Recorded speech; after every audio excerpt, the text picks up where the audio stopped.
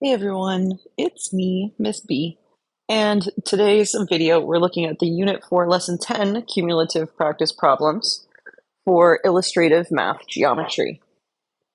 So to start out, we are going to look at question 1 right here, which is finding the area of an isosceles trapezoid. So this lesson was about using what we know about right triangles and breaking things down into different shapes in order to actually solve some things. So, we're going to start by actually breaking this into, I'm going to call this three shapes. Um, and stick with me and you'll see what three shapes I mean. So they're giving us a 40-degree angle in the bottom corner. That means since it's isosceles, I also know that this bottom right corner is going to be the same thing and is going to be a 40-degree angle. But I can do this as a right triangle and kind of just do that one triangle. I know how to find information about that. We can also then use this one on the left as another right triangle. And what that's going to leave us with, because this is an isosceles trapezoid, it's going to leave us with a rectangle here in the middle. So we're going to use some ideas of subtraction to find the three separate pieces. So I'm going to label what I know about the rectangle. So I'm going to just draw a little rectangle over here and hopefully, nope, that's not quite a rectangle.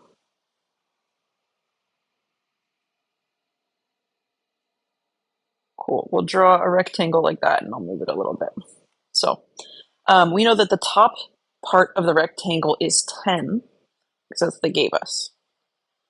We do not know the side of the rectangle, but we do know that then the bottom should also be 10 because it should be congruent. So I'm going to call the side here h because we want to use that as like the height of our rectangle. It's also going to be part of our triangle. So that value is going to be part of our triangles and part of our rectangle. Now, one of the triangles is going to look like this. And we will have kind of like this. There we go. So its height is h, but we need to know more than just h. We actually need to know more about this triangle in order to find what area it has, because it wants us to find the area. The 40-degree angle is great. Having an unknown height, good. We can use angles to find lengths, but we're going to use the 15 to actually find those pieces. So if we chop these off, it's going to give us 10. So the extra 5 on here is going to be split up between these two triangles. So what we're really going to have is that this length is 2.5 because you are taking that 15. I'll write this a little in a different spot. You're taking the 15, you're subtracting the 10 from the middle, and then you're going to take that number, and it's being divided by 2 because there are two triangles. That's going to give you the 2.5. That looks like an S5. Oh my goodness. I can't write this well to save my life right now. Okay. And that's where this number comes from. So now, with all of that information, we can solve we can solve for h in this triangle. So that's what we're going to do. We have that. Well, maybe I shouldn't use h. I know h is the height, but in this case, it's not the hypotenuse of the triangle. So as long as you don't mix it up with that, it's okay. So we will say I have the opposite and the adjacent. So opposite and adjacent from the 40-degree angle. So we're going to use tangent, and we would say tangent of 40 is h/2.5. And so we would multiply both sides by 2.5.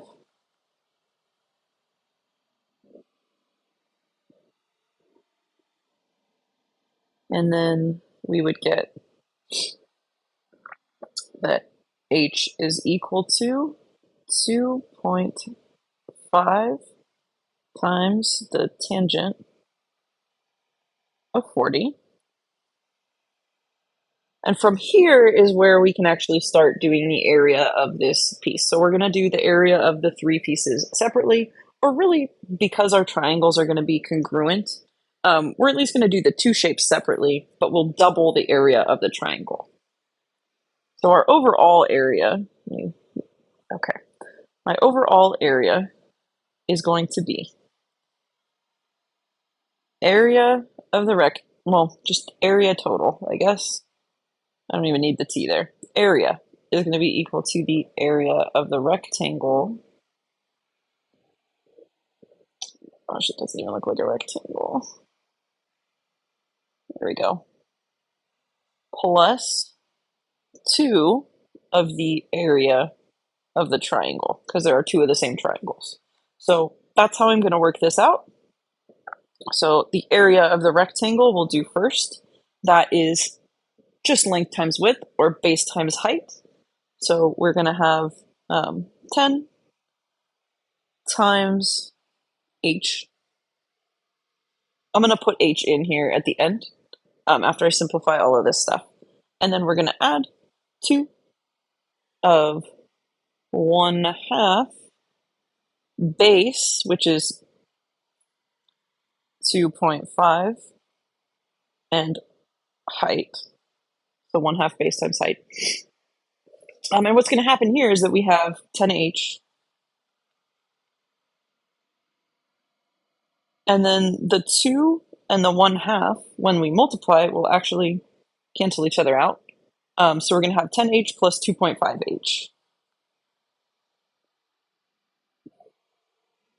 So really what we're doing is 12.5 times h. And now that we have h, we can plug all of that in and add it up. So a is going to be 12.5 times 2.5 times the tangent of 40. And all of that, when I plug it into a calculator, is going to give me the answer. Give me a moment and we'll plug this in a calculator and get an approximate answer here for it. Okay, so 12.5 times 2.5 times the tangent of 40 degrees. And the answer that this gives me, I'm going to round just a little bit. So I will put my little approximately equal to sign here.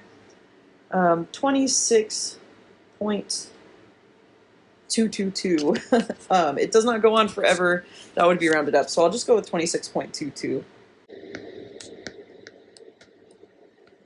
And that would be our approximate area. So breaking it into 3 smaller pieces, and really the star of the show is our understanding of that, the equation of the rectangle plus 2 of those triangles. So, and then breaking them down into just their smaller pieces so that we can understand how they work. Okay, so that brings us to question number 2, and that's this one here with a tree. The sun is 62 degrees above the horizon, and a tree casts a shadow that is 12 feet long. How tall is the tree? So thankfully, we have a picture here.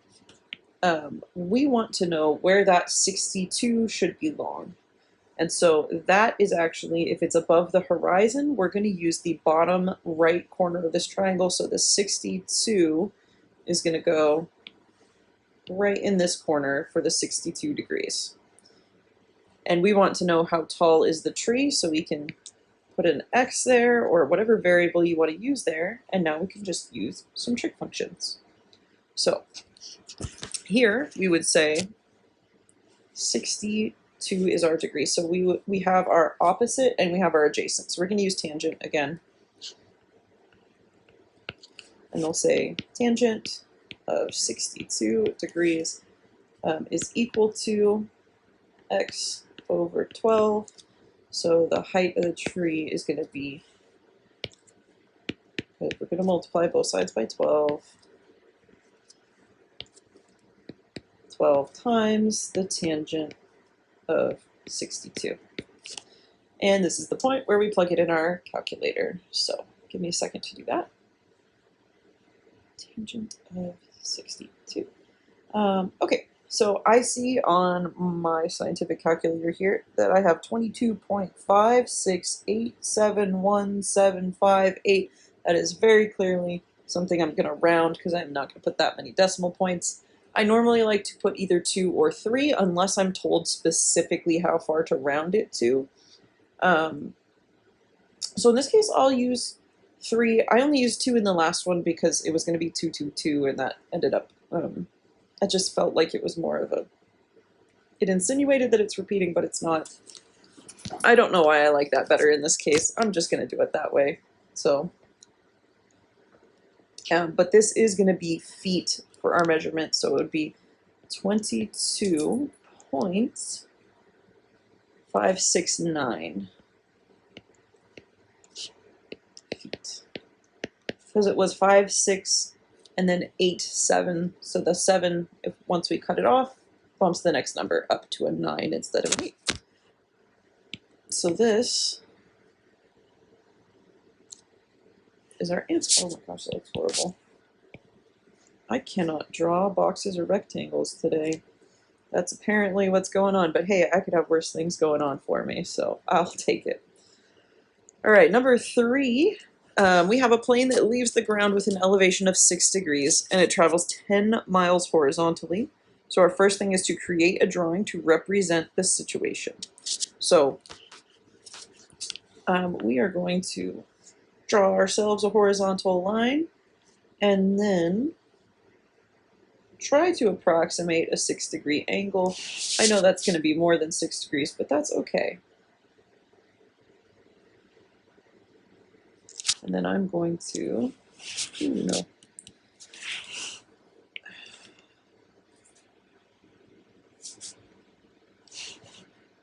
sure I can get a right triangle here, or close enough to one.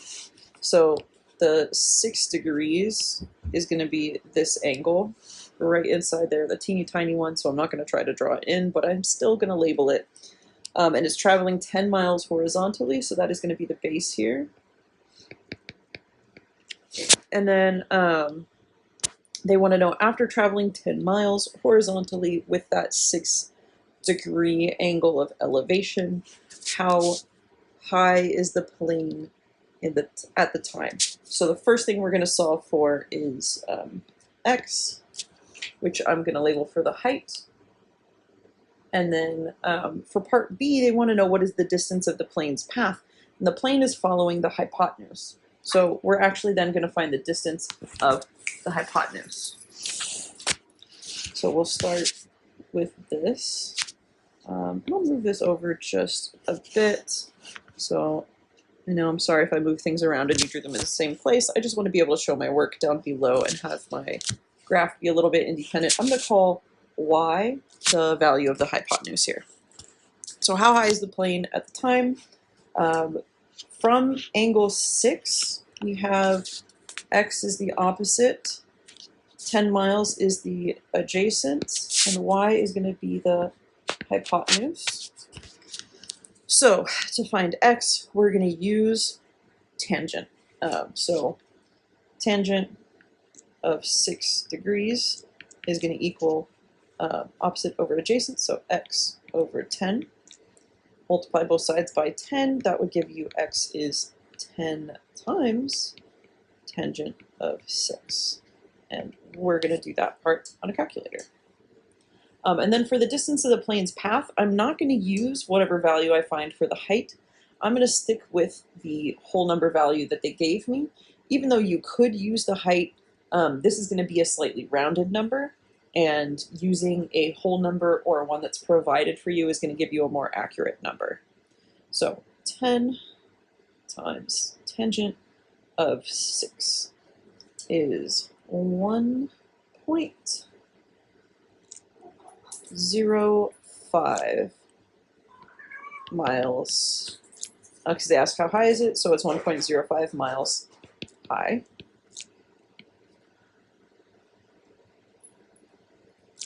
I made a box. All right, and then what is the distance of the plane's path? So we're going to find y, and that's our hypotenuse. So we're going to use the adjacent and the hypotenuse. So that's going to give us cosine, or that's going to mean we use cosine.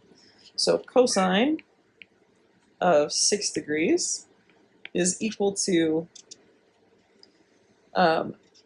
adjacent over hypotenuse, so 10 over y. And now here, we can't just multiply both sides by 10 because y is in the denominator. Effectively, what's going to happen is that the y and the cosine of 6 will trade places, but I will still show all of the work. So multiply both sides by y. So you'll have y times cosine of 6 degrees is 10. From here, we then divide both sides by cosine of 6 to get y by itself. So we're solving for y. So those cancel, and y equals 10 divided by cosine of 6. So then, like I said, it's almost like the y and the cosine traded places because y went from the denominator to being on the left, and cosine went from being on the left to being in the denominator on the right. So this is now what I get to plug in my calculator, and we find our value for y. So 10 divided by cosine of 6 degrees. Okay, y is going to be equal to 10.06 miles. Now, if you wanted to round these to exactly 1 and 10, you could, but that would make things a little wonky because we can't have two sides be exactly the same. The hypotenuse is supposed to be larger than either of the other two sides, and in this case it is. I mean, that's why I'm not rounding it to the whole number of 10, because then it's more like, that would be more like an isosceles triangle with like 10 and 10 and a base of 1 instead of a right triangle. So I'm going to leave it here in the rounded form, but if you're asked to round to the nearest tenth or even to round to the nearest whole number, please do that for those answers. Just going to leave them in this format. This would round up to 10.1, and then the vertical height would be 1.1 if we rounded it to 1/10. That brings us to question 4, where we find all of the missing measurements. I am only missing 3 measurements here. I have 2 of them labeled as theta and alpha. We're going to label our last missing measurement here as x, and we're going to start with that. To find the missing side length, I'm just going to use the Pythagorean theorem since I have 2 sides given to me. I could use sine, cosine, or well, I couldn't use tangent to find it because the hypotenuse isn't involved in tangent. But I could use sine or cosine to find it as well. If that's your choice, you can go ahead and do it that way. I want to find x using the Pythagorean theorem. So I'm going to say that since it's the hypotenuse, we have a squared plus b squared equals c squared. C is the hypotenuse. So we're going to have 3 squared plus 10 squared equals x squared. So we'll have 9 plus 100 is x squared. X squared is going to be 109. We'll do our square roots. I'm going to do that in a different color because it's a step I'm doing on the same line. So x is equal to square root of 109, which I don't think simplifies. But I'll give the decimal approximation here because it's not going to simplify to anything nice, at least. So we'll use 10.44 because after 44 there's a 0, so we'll just leave it like this. Again, we wouldn't round it to just 10 because we want to actually have a right triangle where the hypotenuse is going to be longer than the rest. So x is going to be 10.44. That is our first missing measurement. But now we need to use what we know about this triangle to find theta and alpha. Now, I don't like to use a measurement that I found that's rounded, so I'm not going to use the 10.44. I'm just going to use the 10 and the 3 for my two different equations here. So from the perspective of theta, so using theta, 3 is the opposite, and 10 is the adjacent. So I can say that the tangent of theta, not 0, theta is 3 over 10. We're going to do the inverse tangent to both sides. That'll leave us just theta is equal to inverse tangent, or tan -1, or arctangent, whichever way you're used to referring to it. I like to say inverse tangent. So, and then we'll plug that into a calculator. So inverse tangent of 3 over 10. Now, if you also knew that 3 over 10 was 0.3, because you divided that out first before doing this, you could use 0.3. That works just as well. This is going to be 16.699 degrees. So I'm just going to say 16.7. I'll write out the 699. I'm just going to write then 16.7 degrees. So that means our other degrees for alpha should end up being whatever 90 minus 16.7 is, but I'm going to show you the trig to find that. Anyways, and I'll write it down here near the bottom. So for alpha, things are going to be slightly different. The adjacent and the opposite are going to switch places. So when we're using alpha, maybe I'll do this in purple instead of black. Pick a purple color. Yeah, okay. So for this one, this would now be the opposite, and this would be the adjacent. So we're going to use tangent of alpha. I'm very terrible at drawing alpha properly. Tangent of alpha is going to be 10 over 3. So we do inverse tangent to both sides. Alpha, oh my goodness. Alpha is the tan -1, or inverse tangent of 10 over 3. Plug that in our calculator, and we're going to get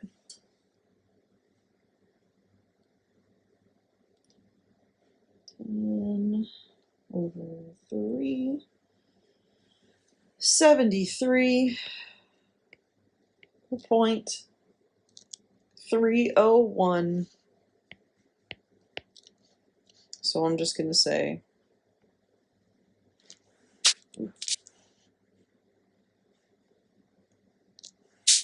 yikes. Cannot draw alpha consistently. We're just going to say 73.3 degrees. And there we go. Those are our 3 missing pieces. So the side length and the 2 angles. And if you add 73.3 and 16.7, for some reason I had it in my head that it was 16.1. If you add 73.3 and 16.7, you'll get 90 degrees. So that works out. That's the end of the front page. We're going to flip to the back page and look at this very next one here. This is ramps in a parking garage. So they need to be steep and safe. Maximum safe incline is 8.5 degrees. Is this a safe ramp? And explain or show your reasoning. So we are going to use, based on our angle down here,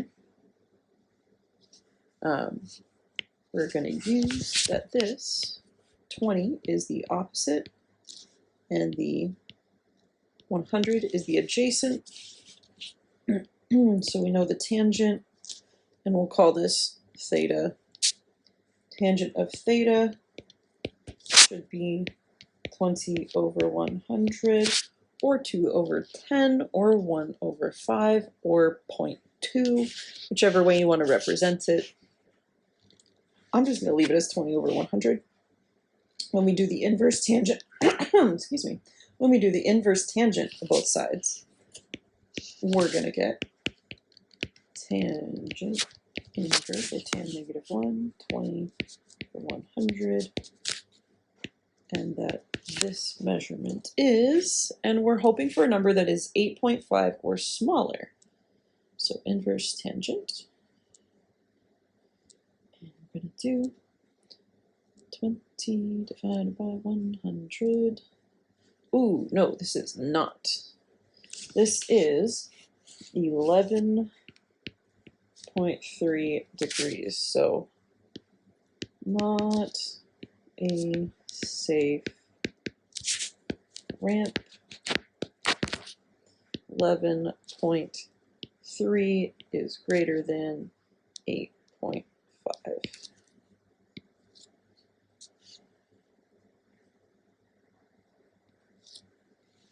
So it's not a safe ramp because those cannot be equal. It's not allowed to be more than that, and it is, so we can't use that. That brings us then to question 6, which is to select all true equations. This is going to build on what we know about sine and cosine of complementary angles. Complementary means they add up to 90. So sine and cosine of two numbers that are opposite acute angles in a right triangle, or the acute angles in the same right triangle. So we know that we should have the sine of one equal to the cosine of the other. So we want to check, does 37 and 53 add up to 90? I'm sure they do, but you never know. 37 plus 53. Absolutely, they add up to 90. So the cosine of 37 should be the sine of 53. That is true. The tangent of the two of them are not going to be the same. Then option C is the opposite of the one above. It says cosine 37, sine 53. This one says sine 37, cosine 53. This is also true because we have the angles are not the same. They're the complementary ones, and then the sine and cosine functions are switched. D says both the sine functions of each of those angles is equal, and that's not true. And E is the generic form of this. It says the cosine of one angle is going to be the sine of whatever adds with that to make 90. And so I know that the 90 minus theta thing is sometimes confusing, so I'm just going to show over here to the side a little bit.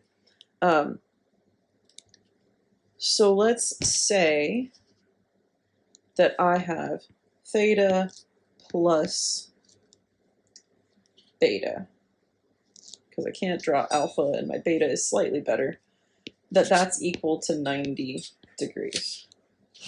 Lovely. So if we have theta, we want to know how to get beta. So that would mean we would subtract theta from both sides. So that means the other angle would be 90 minus whatever our first angle is. So this whole idea is like saying a second angle right here, but that would add up to begin with to make 90. So that's where we get the 90 minus theta phrasing from.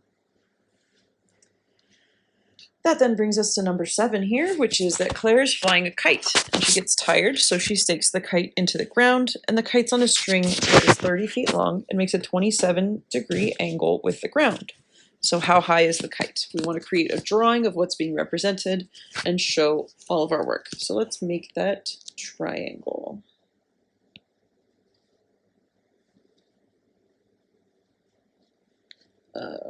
So it's a 27-degree angle, close enough. This is where the kite is. It's got a little string on the end. Okay, and this is where it's staked into the ground. Okay, so it makes a 27-degree angle with the ground, and we want to know how high it is. I'll make that X. And then it does say that the string of the kite is 30 feet long, so that's going to be what connects the stake to the kite itself, and that is the hypotenuse. So from that 27 degrees, we have X is the opposite, and 30 is the hypotenuse. Opposite and hypotenuse means that we should use sine, so we're going to say sine of 27 is equal to X over 30. We would multiply both sides here by 30. So X is equal to 30 times sine of 27. And then we're going to see which one of these it will actually be after we plug that in. So 30 times sine of 27. X equals, this is 13.6. And 13.6 is choice B. Then we have one last question here, which is what is the length of the diagonal? And then they just give us this shape. Okay, length of the diagonal. Well, we know this is a square. So I'm going to draw in the diagonal here. Let's make it red just so it stands out. This diagonal right here, we want to know what is this length. So a square has 4 congruent sides, which means I know this has a side of 4 and 4. We can do this 2 ways. We learned that half of a square is a 45, 90 triangle, and we can use the relationship that we have between the sides there. So that means we would have 4 equal to X, this same 4 equal to X, and then the hypotenuse is always X times the square root of 2. And so that's our diagonal in this case. The other way you could do this is that you could use the Pythagorean theorem and use 4 squared plus 4 squared is equal to c squared.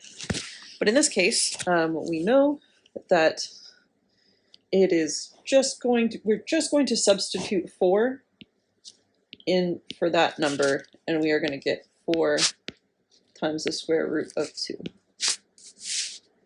So since it should be 4 root 2, we'll leave it like that. And then I am going to give you the decimal approximation, just because sometimes they ask for that instead. So if you wanted this as a decimal, this would be 5.6568. So 5.66. So I'll say or 5.66. Which means if you were rounding this to a tenth, you would just say 5.7. But yeah, those are your 2 possible answers here. And then that means we're done with this assignment. So thank you for sticking with me. Hopefully my explanations made these a little bit easier to understand. And if not, be sure to always ask questions of your teacher in class. So again, this has been the Unit 4, Lesson 10, Cumulative Practice Problems for Illustrative Math Geometry.